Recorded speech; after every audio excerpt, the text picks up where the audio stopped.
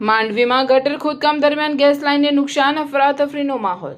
સુરત જિલ્લાના માંડવી શહેરમાં pre monsoon કામગીરી દરમિયાન એક ગંભીર બેદરકારી સામે આવી છે. માંડવી નગરપાલિકા દ્વારા ખેતીવાડી ઉત્પન્ન બજાર સમિતિથી અંબાજી નાકા મોરેઠા રોડ તરફ વરસાદી પાણીના નિકાલ માટે જેસીબી વડે ગટર ખોદકામની કામગીરી ચાલી રહી હતી.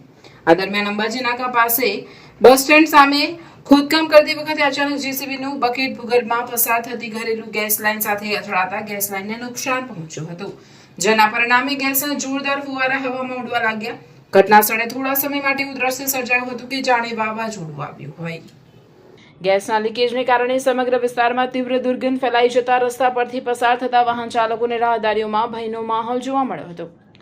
ઘટનાની જાણ થતાં સંબંધિત વિભાગની ટીમ તાત્કાલિક સ્થળ પર પહોંચી ગેસ પુરવઠો બંધ કરી સ્થિતિ કાબૂમાં લેવાના પ્રયાસો હાથ ધર્યા હતા.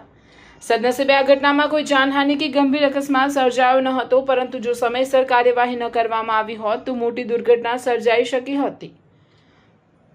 સ્થાનિકોમાં હવે સવાલ ઉઠી રહ્યા છે કે ખોદકામ શરૂ કરતા પહેલા ભૂગર્ભમાં આવેલી ગેસ, પાણી અને અન્ય યુટિલિટી લાઇનોની માહિતી મેળવી જરૂરી તકેદારી કેમ રાખવામાં આવી નહીં.